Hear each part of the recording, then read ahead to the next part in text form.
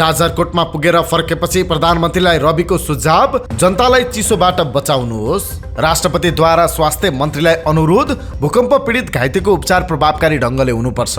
भूकम्प प्रभावितका लागि चीनले गर्यो हालसम्मकै सबैभन्दा धेरै सहयोग। आपतकालीन सहयोगमा छिमेकी सेनाका जहाज। भारतले नेपालगञ्ज रोज्यो, चीनले पोखरा। भूराजनीतिक प्रतिस्पर्धाका रूपमा नबुझ्न उप प्रधानमन्त्रीको आग्रह।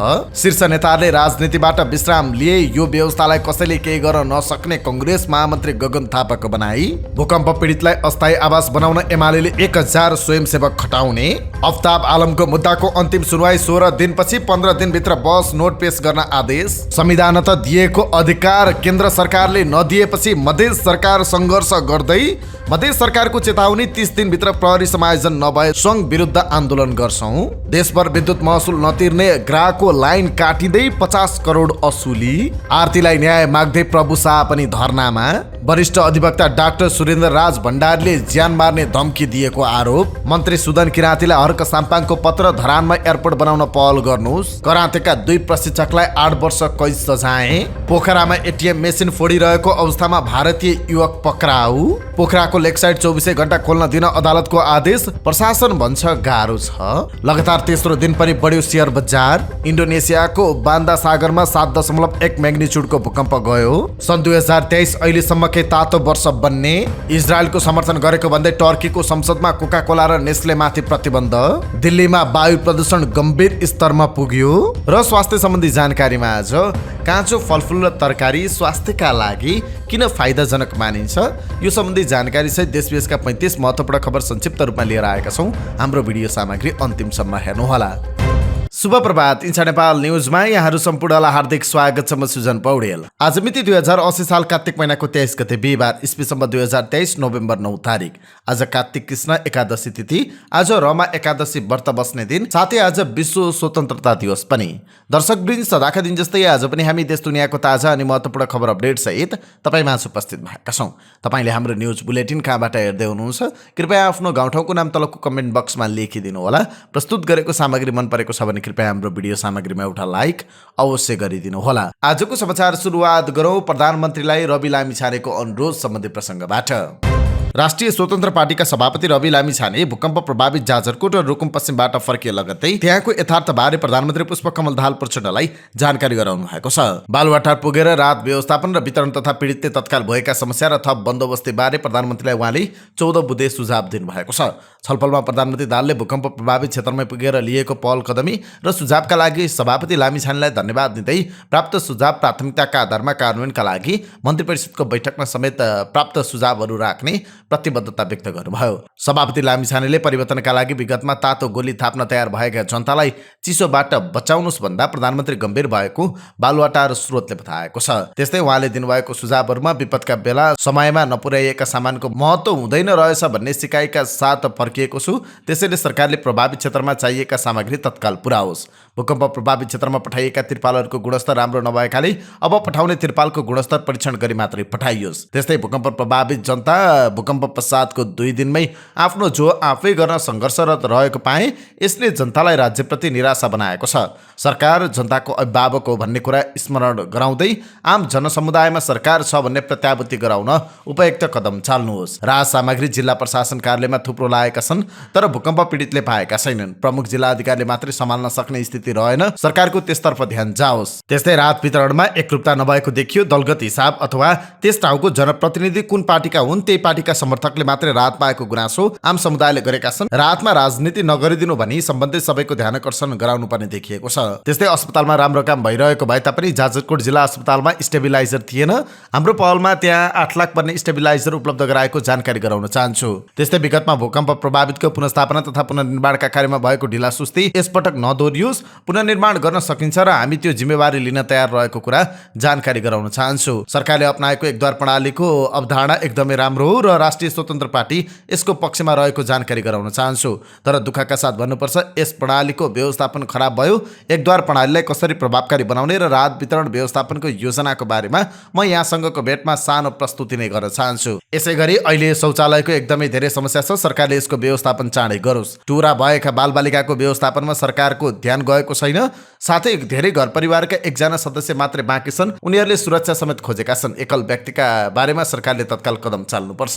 त्यस्तै भूकम्प प्रभावित क्षेत्रमा सुत्केरी महिला, अपाङ्ग वृद्ध आमा बुबालाई प्राथमिकतामा राखी सरकारले सबै काम थालोस् भन्ने अपेक्षा गर्दछु। राष्ट्रपति रामचन्द्र पौडेलले स्वास्थ्य तथा जनसङ्ख्या मन्त्री मोहन बहादुर बस्नेतलाई भूकम्प पीडित घाइतेको प्रभावकारी ढङ्गले उपचार गर्न आग्रह गर्नुभएको छ। भूकम्पबाट घाइते भएकाहरूको यथाशीघ्र उपचार सेवामा कुनै कसर बाँकी नराख्न राष्ट्रपतिले आग्रह गर्नुभएको छ। बुधबार शीतल निवासमा राष्ट्रपतिले मन्त्री बस्नेतसँग कुराकानी गर्दै काठमाडौँ लगायत देशका विभिन्न अस्पतालमा उपचाररत भूकम्प प्रभावितको प्रभावकारी ढङ्गले उपचार हुनुपर्ने बताउनु भएको छ। राष्ट्रपति पौडेलले उपचार प्रक्रियालाई सहज, सरल, प्रभावकारी र गुणस्तरीय बनाउन पनि आग्रह गरेको राष्ट्रपतिको सचिवालयले जनाएको छ। आपतकालीन सहयोगमा आएका छिमेकी सेनाका जहाज भारतले नेपालगञ्ज रोज्दा चीनले पोखरा रोज्यो। आपतकालीन अवस्थामा पनि भूराजनीतिक छनक देखिएको छ। जाजरकोट भूकम्प लगत्तै प्रधानमन्त्री नरेन्द्र मोदीले आवश्यक सहयोग गर्ने प्रतिबद्धता जनाउन साथ कार्तिक 20 गते भारतीय सेनाको विशेष विमान C-120 भूकम्प प्रभावित क्षेत्र नजिकै पर्ने नेपालगञ्जमा अवतरण भयो। गत शुक्रबार रातिको भूकम्पबाट प्रभावितका लागि आएको राहत बुझ्न उपप्रधान तथा रक्षा मन्त्री पूर्णबहादुर खड्का विमानस्थल पुग्नुभयो। उपप्रधानमन्त्री खड्कालाई नेपालका लागि भारतीय राजदूत नवीन श्रीवास्तवले विमानस्थलमै ती सामग्री हस्तान्तरण गर्नुभयो। केरुङ रसुवागढी नाका हुँदै एक खेप राहत सामग्री नेपाल पठाइसकेको अर्को मित्र राष्ट्र चीनले त्यसको 2 दिन नबित्दै भारतीय शैलीमै सहयोगको अर्को प्याकेज पठायो। कार्तिक 22 गते बुधबार बिहान पोखरा अन्तर्राष्ट्रिय विमानस्थलमा चिनिया सेनाका 2वटा कार्गो विमान अवतरण भए। सिचुवान प्रान्तको राजधानी छेन्दुबाट उडेका ती विमानहरू झन्डै 1998 किलोमिटर पार गर्दै नेपाल आइपुगेका हुन्। ती चिनिया विमानले अवतरणका लागि उसकै सहयोगमा निर्मित पोखरा विमानस्थललाई रोजे। पोखरामा विमान ओर्लिँदा उपप्रधान तथा गृहमन्त्री नारायण काजी श्रेष्ठ स्वयं उपस्थित मात्रै हुनुभएन, नेपालका लागि चिनिया राजदूत छनसोङबाट राहत सामग्री पनि बुझ्नुभयो। पोखरा विमानस्थल मित्र राष्ट्र चीनको ऋण सहयोगमा निर्मित परियोजना हो। चालु अङ्ग्रेजी वर्षको सुरुमा उद्घाटन भएको विमानस्थलबाट हालसम्म व्यावसायिक अन्तर्राष्ट्रिय उडान हुन सकेको छैन। स्पष्ट छ पोखरा अन्तर्राष्ट्रिय विमानस्थलमा चिनिया चासो बढी छ। प्रधानमन्त्रीको चीन भ्रमणका क्रममा असोज 9 गते जारी संयुक्त वक्तव्यको बुँदा नम्बर 7 मा पोखरा अन्तर्राष्ट्रिय विमानस्थल बनाएकोमा खुसी व्यक्त गर्दै दुवै पक्षबाट पोखरा एयरपोर्ट सहित नेपालमा उडान तथा थप हवाई रुट विस्तारमा सहमति जनाइएको थियो। दुवै देशले आफ्ना एयरलाइन्स कम्पनीलाई उडान सुरु र थप उडानका लागि सहयोगसँगै सहजीकरण गर्ने संयुक्त वक्तव्यमा भनिएको थियो। चीनले राहत सामग्री सहितका विमान पोखरामा अवतरण गराएर प्रधानमन्त्री पक्षले बेजिङमा गरेको सम्झौता पनि स्मरण गराएको छ। चीनले सेनाको जहाज पोखरामै अवतरण गराउनु कूटनीतिक रूपमा पनि अर्थपूर्ण छ। एक कूटनीतिकको भनाइ छ विपत्तिको बेला भएको सहयोगमा पनि भूराजनीतिक प्रभाव र चासो देखियो। चिनिया सरकारले पोखरा अन्तर्राष्ट्रिय विमानस्थललाई belt and road initiative BRI अन्तर्गतकै परियोजना भएको व्याख्या गर्दै आइरहेको छ। तर नेपालले BRI मा हस्ताक्षर गर्नु अघि नै ऋण सहयोग सम्झौता भएको पोखरा विमानस्थललाई BRI अन्तर्गतको परियोजना मान्न तयार छैन। सहयोग सामग्री बुझ्न पोखरा आउनुभएका उपप्रधान तथा गृहमन्त्री नारायण काजी श्रेष्ठले दुवै मित्र राष्ट्रप्रति कृतज्ञता व्यक्त गर्नुभयो। सहयोगका लागि हामी दुवै मित्र राष्ट्रप्रति कृतज्ञता व्यक्त गर्न चाहन्छौँ। अहिलेको सहयोगलाई शक्ति सङ्घर्षको रूपमा बुझ्नु हुँदैन। विमानस्थलमै भएको पत्रकार सम्मेलनमा उहाँले भन्नुभयो, भारतले नेपालगञ्ज नजिक छ, सजिलै ल्याइदिन्छौँ भन्नुभयो। चिनियाहरूले पहिला पनि पोखरामा उडान भरेकाले यही सजिलो हुन्छ भन्नुभयो। यसलाई भूराजनीतिक प्रभावका रूपमा लिन हुँदैन। चीन सरकारले नेपाललाई हालसम्मकै धेरै 28 करोड रुपियाँ बराबरको आपतकालीन सहयोग प्रदान गरेको छ। गृहमन्त्रीका अनुसार विमानमा ल्याइएका सामग्रीमा 4600 तातो कम्बल र 600 तिरपाल छन्। कम्बलहरू असाध्यै गुणस्तरीय र तिरपालहरू ठूलो कारलाई सञ्चालन गर्न मिल्नेछन्। जाजरकोटमा जिल्ला प्रशासन कार्यालय र प्रहरी कार्यालयमा पनि क्षति भएको छ। तिरपालहरू यस्ता कार्य सञ्चालन गर्न उपयोगी छन्। गृहमन्त्री श्रेष्ठका अनुसार चिनिया सहयोगका राहत सामग्री नेपालगञ्ज हुँदै गाडी मार्फत सशस्त्र प्रहरीले प्रभावित क्षेत्रमा ढुवानी गर्नेछ। उहाँले भन्नुभयो, हामीले त्यहाँ सिडिओ र प्रशासनलाई कोही पनि पीडितहरू खुल्ला आकाशमा बस्न नपरोस्, भोकै हुन नपरोस् भन्ने निर्देशन जारी गरेका छौँ। कसैलाई खुल्ला आकाश र खाली भुइँमा राखेमा कारबाही गर्छौँ भनेका छौँ। नेपाली कङ्ग्रेसका महामन्त्री गगन थापाले शीर्ष नेताले राजनीतिबाट विश्राम लिए अहिलेको व्यवस्थालाई कसैले केही गर्न नसक्ने बताउनु भएको छ। प्रधानमन्त्री पुष्पकमल दाहाल प्रचण्डले 12 बुद्धे समझदारीमा हस्ताक्षर गरेका दलका नेताहरूसँग मङ्गलबार सिंहदरबारमा छलफल गर्नुभएको थियो। उक्त छलफलमा सङ्घीय लोकतान्त्रिक गणतन्त्रप्रति शीर्ष नेताहरूले प्रतिबद्धता जनाउनु भएको थियो। महामन्त्री थापाले अहिलेको गणतान्त्रिक व्यवस्था स्थापना गर्न शीर्ष नेताहरूले निभाएको भूमिका महत्त्वपूर्ण रहेको उल्लेख गर्दै इतिहासले यो भूमिकालाई सधैँ सम्झिने पनि बताउनु भयो। सामाजिक सञ्जाल फेसबुक र एक्समा महामन्त्री थापाले भन्नुभएको छ। तपाईहरू शीर्ष नेताहरू फेरि भन्दै हुनुहुन्छ यो व्यवस्था बलियो बनाउन एकजुट हुनु पर्यो। मैले भन्दै आएको छु, फेरि भन्छु, तपाईँ शीर्ष नेताहरूले यो व्यवस्थामा गर्न र दिन सक्ने सबै योगदान दिइसक्नुभयो। अब सक्रिय राजनीतिबाट विश्राम लिइदिनु भयो भने यो व्यवस्थालाई कसैले केही गर्न सक्दैन। उहाँले शीर्ष नेता एकजुट भएर राजनीतिबाट विश्राम लिइदिने काम गरिदिन पनि आग्रह गर्नुभएको छ। इतिहासले तपाईहरूले अझै श्रद्धापूर्वक सम्झनेछ, सम्मान गर्नेछ र गणतन्त्र विरुद्ध जस्तो अराजक आवाजहरू उठिरहेका छन् ती आवाजहरू आफै हराउँदै जानेछन्। आम जनतामा व्यवस्थाप्रतिको विश्वास अझै मजबुत हुनेछ, थापाले भन्नुभएको छ। राष्ट्रपति रामचन्द्र पौडेलले गत शुक्रबार जाजरकोटलाई केन्द्रबिन्दु बनाउँदै गएको भूकम्प प्रभावितका लागि 1 महिनाको तलब दिनुहुने भएको छ। पौडेलले भूकम्प प्रभावित जनताका लागि राहत र उद्धारमा स्थापना गरिएको प्रधानमन्त्री दैवी प्रकोप उद्धार कोषमा 1 महिनाको तलब उपलब्ध गराउने राष्ट्रपति कार्यालयले जनाएको छ।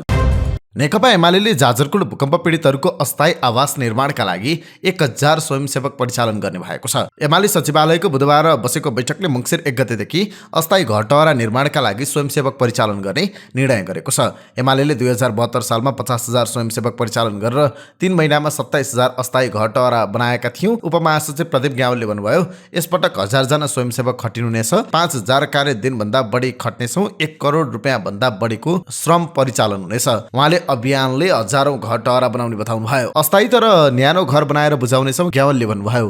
यो कामको संयोजन पार्टीको प्रदेश कमिटीले गर्ने एमाले जनाएको छ। प्रधान न्यायाधीश विशम्बर प्रसाद श्रेष्ठ सहित सर्वोच्चका न्यायाधीशले 7 दिनको तलब भूकम्प पीडितलाई दिने भएका छन्। बुधबार बसेको सर्वोच्चका न्यायाधीशहरूको फुलकोट बैठकले भूकम्प पीडितहरूलाई आर्थिक सहयोग गर्ने निर्णय गरेको हो। सर्वोच्चका सहप्रवक्ता गोविन्द प्रसाद घिमिरेले एक विज्ञप्ति जारी गर्दै प्रधान न्यायाधीश श्रेष्ठ लगायत न्यायाधीशहरूले भूकम्प पीडितका लागि 7 दिनको तलब सहयोग गर्ने निर्णय भएको जानकारी दिनुभएको छ। बैठकले उच्च अदालतका न्यायाधीशहरूले 5 दिन र जिल्ला अदालतका न्यायाधीशहरूले 3 दिनको तलब भूकम्प पीडितका लागि उपलब्ध गराउने निर्णय गरेको छ। त्यसैगरी अदालतका विशिष्ट र प्रथम श्रेणीका अधिकृतहरूले 3 दिन, अन्यको 2 दिन र सहायक स्तरका कर्मचारीको 1 दिन बराबरको तलब उपलब्ध गराउने निर्णय पनि फुलकोटले गरेको छ। सहप्रवक्ता घिमिरेका अनुसार तिनै तहका न्यायाधीशबाट करिब 38 लाख र कर्मचारीको तर्फबाट करिब 1 करोड 12 लाख गरी 1.5 करोड उपलब्ध हुनेछ। रौतहटमा बम विस्फोट गरी सामूहिक नरसंहारको आरोप लागेका नेपाली कांग्रेसका नेता मोहम्मद अफ्ताब आलमको मुद्दामा अन्तिम बहस सकिएको छ। जिल्ला न्यायाधीश बाबुकाजी बानियाको इजलासमा बुधबार पीडित पक्ष, सरकारी पक्ष र आलम पक्षका वकिलहरूको बहस सकिएको हो। बुधबार सबै पक्षको बहस सकिएपछि न्यायाधीश बानियाको इजलासले 15 दिनभित्र लिखित बहस नोट पेश गर्न आदेश दिएको छ। आलम सामूहिक हत्याको अभियोगपछि पूर्वपक्षका लागि थुनामा छन्। 2064 सालको संविधान सभा निर्वाचनमा बम बनाउँदै गर्दा विस्फोट भएर घाइते भएकाहरूलाई इट्टा भट्टामा चलाएको अभियोग उनीमाथि छ। रौतहट जिल्ला अदालतमा केही दिनदेखि लगातार चलेको बहस बुधबार सकिएको सेस्तेदार उद्धव ढोडारीले जानकारी दिनुभयो। मुद्दामा पीडित पक्षका र विपक्षी वकिलहरू सहित सरकारी वकिलको बहस सकिएको छ। सेस्तेदार ढोडारीले भन्नुभयो, 15 दिनको म्याद राखेर लिखित बहस नोट पेश गर्न पत्रचार हुन्छ। उहाँहरूले पत्र बुझेको 16औं दिन पेशी तोकिन्छ र अन्तिम आदेश हुन्छ। उहाँले मुद्दा हेर्दैमा नसकिएकाले कुन न्यायाधीशको इजलासबाट आदेश हुन्छ भन्न नसकिने बताउनुभयो। त्यस्तै न्यायाधीश बानियाको इजलासले अदालतका कर्मचारीलाई पनि मुद्दाको सार संक्षिप्तीकरण बनाएर इजलासमा पेश गर्न आदेश दिएको छ। मध्य प्रदेश सरकार आफ्नो अधिकारका लागि सङ्घर्षमा उत्रिएको छ। मध्य प्रदेश सरकारले प्रहरी समायोजन गर्नका लागि संघीय सरकारलाई 30 दिनको समय सीमा दिएको छ। बुधबार मध्य प्रदेश सरकारका मुख्यमन्त्री सरोज कुमार यादवले जनकपुर धाममा पत्रकार सम्मेलन गर्दै 30 दिनभित्र प्रहरी समायोजन गर्न माग राखेर आज प्रधानमन्त्रीलाई ज्ञापन पत्र बुझाउन लागि जानकारी दिनुभएको छ। उहाँले प्रहरी प्रशासन प्रदेश सरकार मातहतमा नआउँदा काम गर्न अप्ठ्यारो भएको बताउनुभयो। उहाँले संघीय सरकारलाई प्रहरी समायोजन गर्नका लागि 30 दिनको समय सीमा दिइने र सो समयमा पनि समायोजन नभएमा चरणबद्ध आन्दोलन गर्ने बताउनुभयो। प्रहरी प्रशासन अहिलेसम्म हाम्रो मातहतमा आएको छैन, जबकि संघले पनि प्रहरी ऐन बनाइसकेको छ तर कार्यान्वयनमा आएको छैन। यस्तै निजामती ऐन लगायतका विषयहरू छन्, प्रदेशलाई हस्तान्तरण गरिएको छैन, जुन कारणले प्रदेश सरकारलाई काम गर्न अप्ठ्यारो छ। दबाब दिनका लागि ज्ञापन पत्र बुझाउँछौँ। 30 दिनभित्र कानुन पक्षमा केन्द्र सरकार गएन भने हामी चरणबद्ध आन्दोलनतिर लाग्छौँ, उहाँले भन्नुभयो। नेपाल विद्युत प्राधिकरणले समयमा विद्युत महसुल नतिर्ने 21,000 ग्राहकको लाइन काटेको छ। प्राधिकरणले विद्युत महसुल बक्यौता असुलीलाई देशभर अभियानकै रूपमा चलाएको छ। विद्युत लाइन काटेर करिब 50 करोड रुपियाँ असुल गरिएको छ। प्राधिकरणका कार्यकारी निर्देशक कुलमान घिसिङले तिहारपछि बक्यौता असुलीलाई अझै सशक्त बनाइने जानकारी दिनुभयो। असुल उप गर्नुपर्ने विद्युत महसुल बक्यौता वृद्धि हुँदै गएपछि प्राधिकरणका देशभरका वितरण केन्द्रहरूले महसुल नतिर्ने ग्राहकहरूको लाइन काटिरहेका छन्। विद्युत महसुल सङ्कलन नियमावली 2078 बमोजिम मिटर रिडिङ भएको भएको 16औं दिनदेखि थप दस्तुर आकर्षित हुने व्यवस्था छ।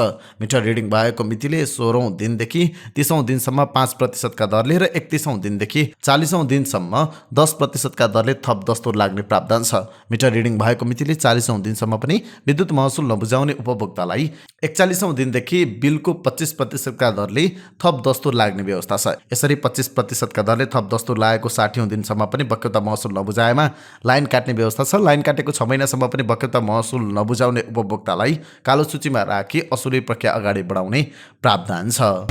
आरती शाहलाई न्याय दिन माग गर्दै काठमाडौँको माइती घरमा उहाँको माइती पक्षले धरना जारी राखेको छ। बुधबारको धरनामा आम जनता पार्टीका अध्यक्ष प्रभु शाह समेत सहभागी हुनुभएको छ।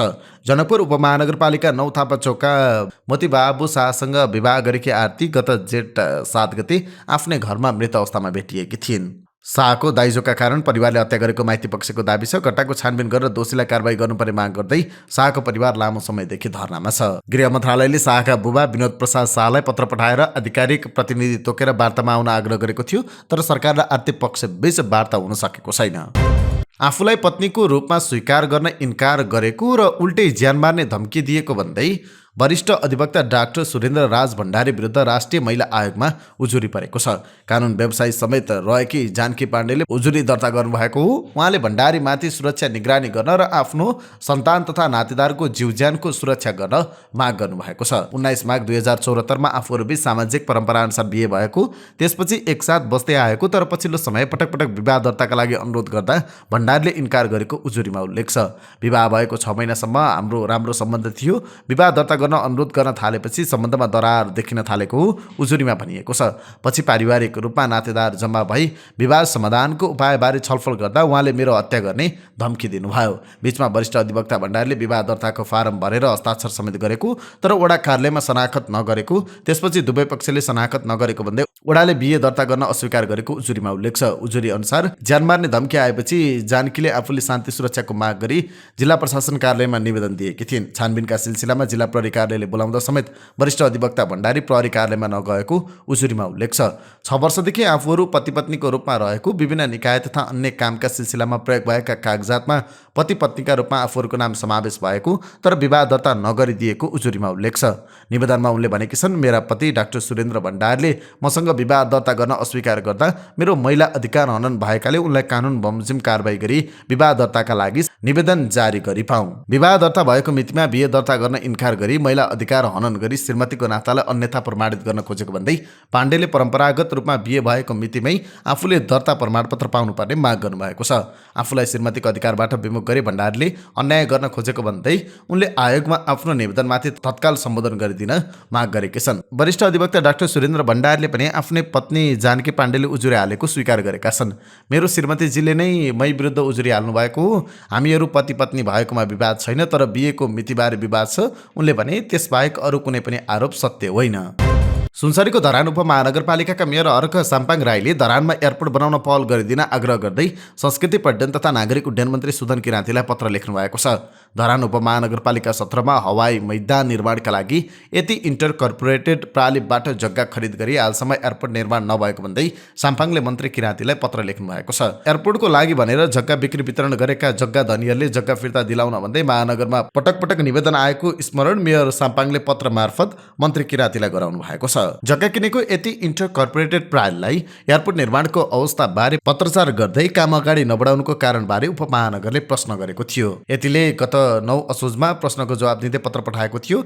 यतिले पठाएको पत्रमा एयरपोर्ट बनाउने प्रयास गर्दै पनि अनुमति नपाएको कारण उक्त काम गर्न अनुमति नपाएको जवाबपछि धरान उपमहानगरले मन्त्रालयलाई पत्र लेखेको हो। उपमहानगरका मेयर साम्पाङका अनुसार 20 वर्ष अघि नै यति इन्टर कर्पोरेटेड प्रालिबाट जग्गा खरिद गरिसकिएको तर हालसम्म पनि कुनै निर्माणको कार्य अगाडि बढ्न सकेको छैन। सामूहिक बलात्कारको आरोप लागेका करातेका 2 जना प्रशिक्षकलाई जिल्ला अदालत मोरङले कैद र जरिवानाको फैसला गरेको छ। सामूहिक बलात्कारमा दोषी ठहर भएका विराटनगर महानगरपालिका 4 का सुरज भनिने अमर सुवेदी र विराटनगर 3 का विनोद राउतलाई जनै 8 वर्ष कैद सजाय र 3 लाख रुपियाँ जरिवाना हुने फैसला गरेको छ। न्यायाधीश अम्बिका प्रसाद दाहालको इजलासले यसअघि दुवैजनालाई दोषी ठहर गरेको थियो। बुधबार कैद सुनाइएको हो। मोरङ अदालतका सूचना अधिकारी ओमराज सुवेदीका अनुसार जबरजस्ती करणीतर्फ जनै 7 वर्ष र सामूहिक करणीतर्फ थप 1 वर्ष गरेर 8 वर्ष कैद सजायको फैसला भएको छ। दुवैजनालाई जनै 3 लाख जरिवाना समेत भएको छ। न्यायाधीश दाहालकै इजलासले उनीहरूलाई गत बुधबार कसुरदार ठहर गरेको थियो। सुवेदी र राउत राष्ट्रिय खेलकुद परिषदका स्थायी प्रशिक्षक हुन्। गोर्खा ब्रुअरले जाजरकोट र रुकुम पश्चिमका भूकम्प पीडितलाई 1 करोड रुपियाँ सहयोग प्रदान गरेको छ। भूकम्प पीडितको पुनर्स्थापनाका लागि नेपाल सरकारलाई 1 करोड रुपियाँ प्रदान गरेको गोर्खा ब्रुअरले जारी गरेको विज्ञप्तिमा उल्लेख छ। सत्तारूढ दल नेपाली कङ्ग्रेसका महामन्त्री द्वय विश्वप्रकाश शर्मा र गगन कुमार थापा बुधबार भूकम्प प्रभावित क्षेत्रको स्थलगत भ्रमणमा जानुभएको छ। महामन्त्री द्वयको स्थलगत अध्ययनपछि आवश्यकता अनुसार सङ्घका प्रधानमन्त्री र प्रदेशका मुख्यमन्त्रीलाई ध्यानकर्षण गराई सहजीकरण र समाधान खोज्न बल पुर्याउने नेपाली कङ्ग्रेसले जनाएको छ। महामन्त्री द्वय शर्मा र थापा केन्द्रीय अनुगमन तथा व्यवस्थापन सहजीकरण समितिका तर्फबाट भूकम्प प्रभावित क्षेत्रको स्थलगत भ्रमणमा जानुभएको नेपाली कङ्ग्रेसका मुख्य सचिव कृष्णप्रसाद पौडेलले जानकारी दिनुभयो। उहाँहरूको भ्रमण 7 बुँदे कार्यमा केन्द्रित हुने जनाइएको छ। महामन्त्री द्वयले उद्धार कार्य अन्तर्गत नै तदारुकता र प्रशासनिक ढङ्गले भएको तर कयौं पीडितहरूमा नपुगेको भन्ने सञ्चार माध्यम मार्फत उजागर कमजोरीहरूको वास्तविकता पहिचान गर्नेछन्। उद्धार र राहतलाई अविलम्ब उचित व्यवस्थापन ध्यानकर्षण र सहजीकरण गर्न सहयोग गर्ने पनि जनाइएको छ। कञ्चनपुरको लालझण्डी गाउँपालिका 3 का 28 वर्षीय राजकुमार राणा 28 असोजमा कृष्णपुर नगरपालिकाको बालुवा फाँट जङ्गलमा मृत भेटिए। धनगढीमा काम गर्छु भन्दै गत वर्षको फागुनमा घरबाट निस्किएका राणा त्यसपछि कहिलेकाहीँ मात्र घर गएका थिए। 18 असोजमा श्रीमती सुशीला राणालाई फोन गरेर उत्तरियामा सिँगारका सामान बिक्रीको काम गरिरहेको बताएका उनी दसैँ मनाउन घर फर्किने कुरा थियो। तर उनी घर त आएनन् नै। 10 दिनपछि 28 असोजमा कृष्णपुर नगरपालिकामा पर्ने बालुवा फाँटको जङ्गलमा मृत भेटिएको खबर परिवारले पायो। असोज 20 गते आफैले बुहारीलाई फोन गरेको रहेछ तर केही पनि बोलेन। त्यसपछि बुहारीले यताबाट गरेको फोन उठाएन। मृतकका दाजु राधेश्यामले भन्नुभयो। राजकुमारको परिवारले सडेको अवस्थामा सब बुझेर अन्त्येष्टि गरिसकेको छ तर उनको मृत्युको कारण खुलेको छैन। घटनाको विभिन्न कोणबाट अनुसन्धान भइरहेको बताउनुभयो। सब परीक्षण रिपोर्टबाट पनि खासै कुरा खुलेको छैन तर हामी घटनाको अनुसन्धान गरिरहेका छौँ उहाँले भन्नुभयो।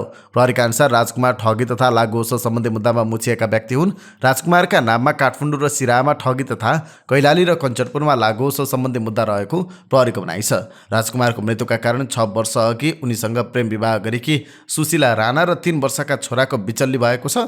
उहाँ के कसरी बित्नुभयो अहिलेसम्म प्रहरी प्रशासनले हामीलाई केही पनि बताएको छैन। सुशीलाले भनिन् उहाँ बितेर जानुभयो। मेरो काखमा 3 वर्षको बच्चा छ। अब यसलाई कसरी हुर्काउने मैले। उनी आफ्नो श्रीमानको हत्या भएको दाबी गर्छिन्। 2वटा कुराले श्रीमानको हत्या भएको सुशीलाको आशंका छ। पहिलो सबको प्रकृति र दोस्रो राजकुमारलाई लिएर परिवारले खेप्नु परेको धम्की। भोप्टो अवस्थामा उहाँको सब भेटिएको छ। सडकको एउटै बाउलाभित्र दुवै हात हालिएको छ। यो आफै कसरी सम्भव हुन्छ। सुशीलाले भनिन् उहाँसँग भएको मोबाइल सिक्री केही पनि भेटिएको छैन।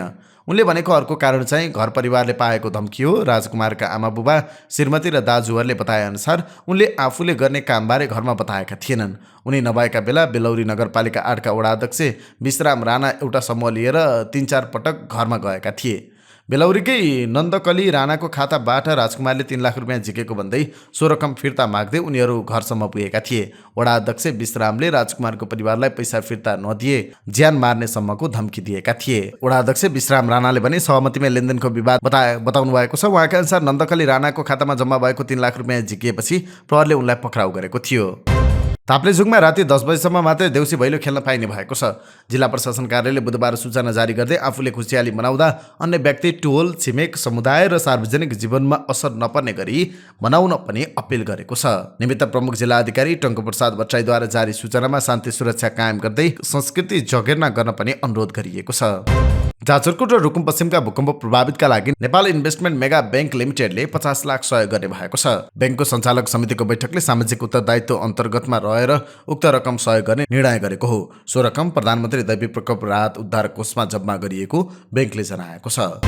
एटीएम मेसिन फोड्न खोज्ने एकजना भारतीय युवक पक्राउ परेका छन्। वडा प्रहरी कार्यालय बैदाम कास्कीबाट खटिएको प्रहरी टोलीले मङ्गलबार मध्यराति पोखरा महानगरपालिका वडा नम्बर 8 सभागृह चोक स्थित नबेल बैंकको एटीएम मेसिन फोड्न खोज्ने 20 वर्षीय बबी ठाकुरलाई पक्राउ गरेको छ। प्रहरीका अनुसार मध्यरात पाउने 1 बजेतिर ठाकुर एटीएम मेसिनमा रहेको ढोकाको लक फोडेर भित्र मेसिन तोडफोड गर्दै गरेको अवस्थामा पक्राउ परेका हुन्। प्रहरीका अनुसार पक्राउ परेका ठाकुरको वास्तविक घर भारत बिहार प्रदेश मोतिहारी जिल्ला फेन्ड्रा पञ्चायत ग्राम ढाका बजार हो। उनी नयाँ बजार पोखरामा बबी ठाकुर सैलुन पसल सञ्चालन गर्दै आएका थिए। प्रहरीले रङ्गयात पक्राउ परेका ठाकुरबाट मेसिन फन्ड प्रयोग भएको फलामको रड, पेचकस, भाँचिएको अवस्थाको कपाल काट्ने कैँची र ढुङ्गा बरामद गरेको छ। उनलाई नियन्त्रणमा लिएर प्रहरीले चोरी उद्योग मुद्दामा अनुसन्धान प्रक्रिया अगाडि बढाएको जानकारी दिएको छ।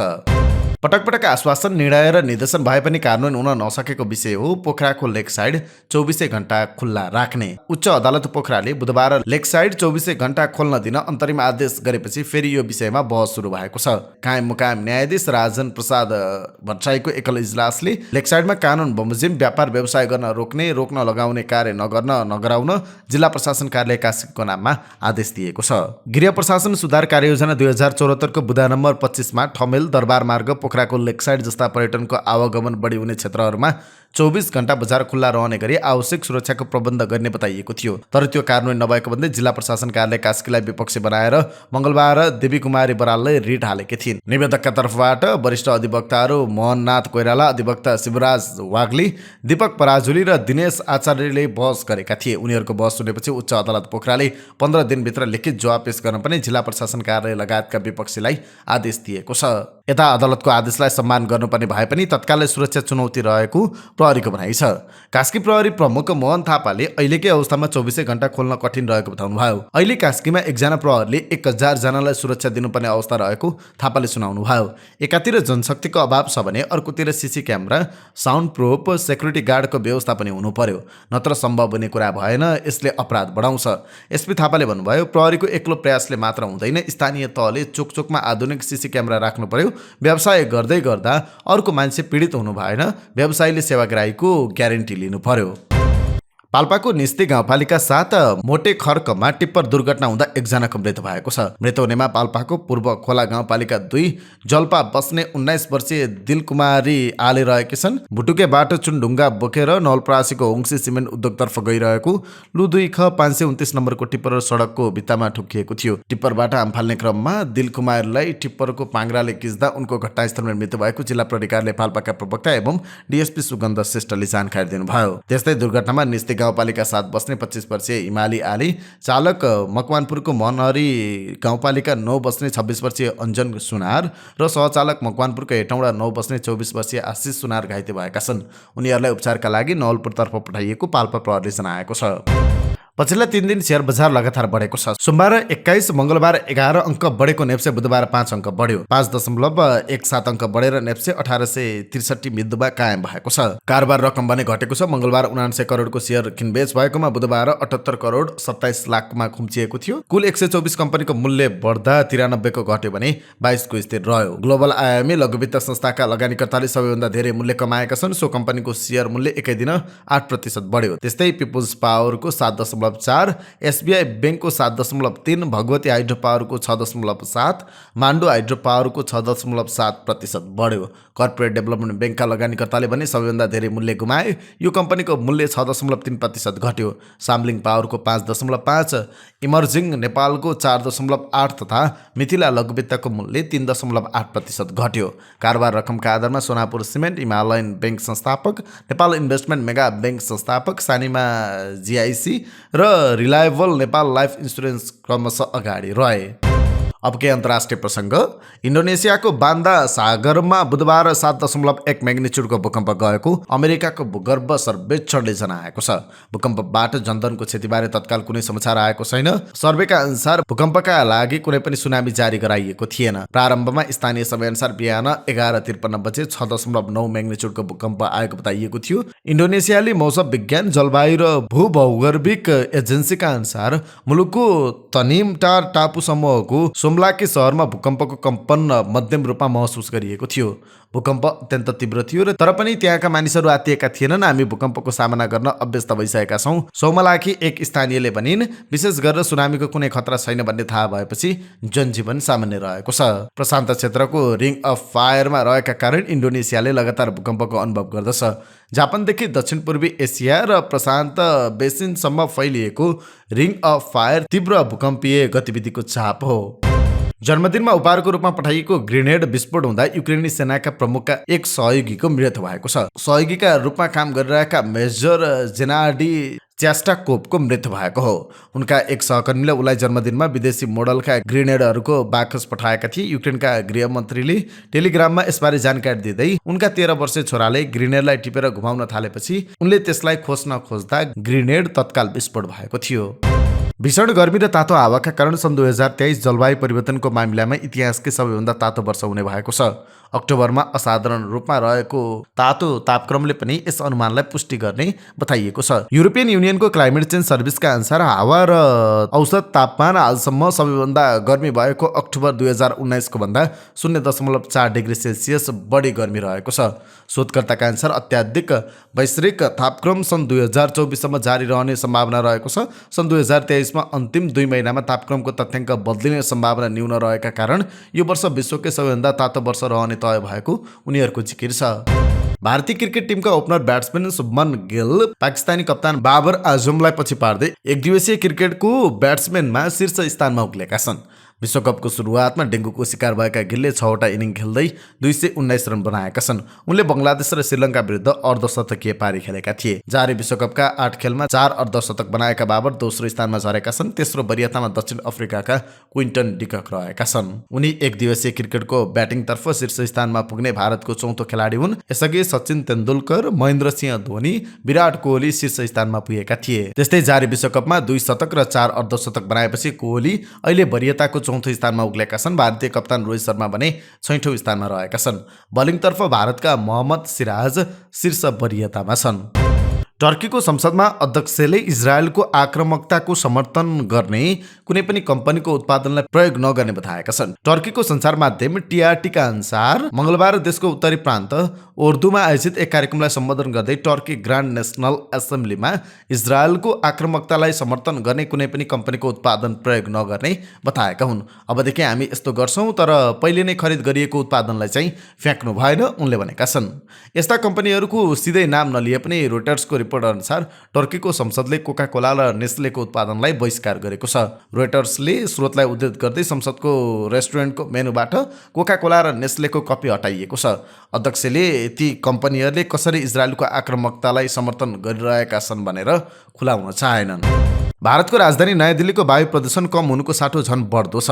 केन्द्रीय प्रदूषण नियन्त्रण बोर्डका अनुसार राजधानीमा विषाक्त वायुको असर रहेको र बुधबार पनि हावाको गुणस्तर गम्भीर स्तरमा रहेको थियो। सीपीसीबीको तथ्याङ्क अनुसार आनन्द विहारमा वायुको गुणस्तर सूचाङ्क अर्थात् एक्युआई इन्डेक्स 452 दर्ता गरिएको छ, जबकि आरकेपुरम, पन्जाबी बाग, श्री अरविन्द मार्ग र सादीपुरमा यो 433, 460, 382 र 413 रहेको छ। सर्वोच्च अदालतले यसलाई सर्वसाधारणको स्वास्थ्यको हत्या भएको बताएको थियो।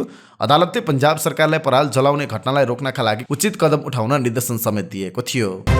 इजरायलले गाजाको मध्यभागमा आफ्ना सैनिक तैनात भइसकेको दाबी गरेको छ। इजरायली रक्षा मन्त्रीले आफ्ना सेना गाजाको मध्यभागमा पुगेको दाबी गर्दै सेनाले स्थल, हवाई र समुद्री क्षेत्रबाट आक्रमण जारी राखेको दाबी गरेका छन्। हमासको मुख्य गढ कब्जामा लिएको दाबी गरेको इजरायली सेनाले यसअघि गाजाको दक्षिण भागमा रहेको खान युनिस, रफा र देइर अल बहालमा हवाई आक्रमण गर्दा दर्जनौंको मृत्यु भएको थियो। विश्व स्वास्थ्य संगठनले इजरायल र हमास बीचको युद्धमा मृत्यु हुनेको संख्या यकिन गर्न गाह्रो भएको भन्दै दिनदिनै दर्जनौंको मृत्यु हुने गरेको स्पष्ट पारेको छ। हालसम्मको तथ्याङ्क अनुसार गाजामा हवाई र स्थलगत आक्रमण जारी राख्दै युद्धविरामका लागि भने चौतर्फी दबाव बढेको छ। युद्धमा दुवैतर्फ गरी हालसम्म करिब 15,000 को मृत्यु भइसकेको छ। अब आजका लागि स्वास्थ्य सम्बन्धी जानकारी। स्वास्थ्य सम्बन्धी जानकारीमा आज काँचो फलफुल र तरकारी स्वास्थ्यलाई कति फाइदाजनक छ यो सम्बन्धी जानकारी लिएर आएका छौँ। सबैभन्दा पौष्टिक खाना कुन हो, काँचो कि पकाएको? सायदै कसैसँग होला यस प्रश्नको तत्काल जवाब छ, किनकि दुवै प्रकारका खानेकुराको आफ्नै विशेषता छन्। तर हाम्रो खानपानमा कतिपय फलफुल र तरकारी काँचै समावेश गरिन्छ। आजभोलि त तौल नियन्त्रणका लागि काँचो तरकारी तथा फलको सलाद खाने चलन पनि बढेको छ। स्वास्थ्य शरीरका लागि खानामा काँचो आहार राम्रो मानिन्छ। काँचो आहारले खानेकुरा राम्ररी पचाउन सहयोग गर्छ, साथै यसको पोषक तत्त्व पूर्ण रूपमा शरीरले पाउँछ। अब काँचो खानेकुराले के फाइदा गर्छ त? काँचो खानेकुरामा धेरै पोषक तत्त्व र बायोएक्टिभ फाइटोकेमिकल्स हुन्छ, जुन स्वास्थ्यका लागि फाइदाजनक हुन्छ। यसमा फाइबर र पोटासियम प्रशस्त हुन्छ, जसले रक्तचापको स्तरलाई नियन्त्रण गर्न सक्छ। काँचो खानेकुरा खानेकुरामा फाइबरको मात्रा अत्याधिक हुन्छ, यसले हृदयघात, पक्षघात, मोटोपना रोगको जोखिम धेरै हदसम्म कम गर्न सक्छ।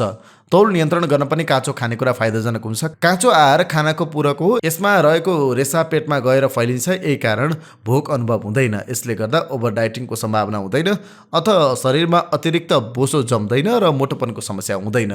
कति फल वा सब्जी हामी पकाएर, भुटेर, उसिनेर खान्छौँ। यसरी खाँदा फरक स्वाद त पाउन सकिएला, तर यसमा रहेको पौष्टिक तत्त्व भने पाइँदैन। त्यसैले यस्ता खानेकुरा सलादको रूपमा काँचै खानु राम्रो हुन्छ। दैनिक कति काँचो खानेकुरा खान जरुरी छ त? नेपाली खानामा पकाएको खानेकुरा धेरै नै हुन्छ। यस्तोमा पकाएको खानासँगै हामीले दैनिक खानामा काँचो खानेकुरालाई पनि समावेश गर्न सक्यौँ भने विभिन्न स्वास्थ्य लाभ लिन सक्छौँ। त्यसैले हामीले बिहान र बेलुकीको खानामा 250 ml अर्थात् 1 कचौरा काँचो खानेकुरा खान जरुरी छ। काँचो खानेकुराहरूमा काँक्रो, मुला, गाजर, टमाटर, प्याज, चुकन्दर, ब्रोकाउली, टुसा उमारिएको गेडागुडी, साग, कागती, बन्दा र सबै प्रकारका फलफुल काँचो खानुपर्ने खानेकुरा हुन्। कुन मौसममा के काँचो खान सकिन्छ त? जुन मौसममा जस्तो काँचो तरकारी तथा फल उपलब्ध हुन्छ त्यो नै खानु फाइदाजनक हुन्छ। तर जाडो समयमा त्यति काँचो कचिलो नखाए पनि गर्मी मौसममा भने यस्तो खानेकुरा खानका लागि उपयुक्त समय मानिन्छ। गर्मी मौसममा फलफुल र सागसब्जी पनि पर्याप्त मात्रामा पाइन्छ। काँचो खानेकुरा खाँदा राम्रो, तर खानु अघि राम्ररी पखाल्ने वा प्रशोधनका अन्य उपाय अवलम्बन भने गर्नुपर्छ। यिनै समाचार सामग्रीसहित हामी समाचारको अन्त्यमा आइपुगेका छौँ। प्रस्तुत गरेको समाचार सामग्रीमा तपाईँको केही टिका टिप्पणी भए तलको कमेन्ट बक्समा लेखिदिनु होला। प्रस्तुत गरेको सामग्री मन परेको छ भने कृपया हाम्रो भिडियो सामग्रीमा एउटा लाइक अवश्य गरिदिनु होला। तपाईँको बाँकी पल सुखद रहोस्।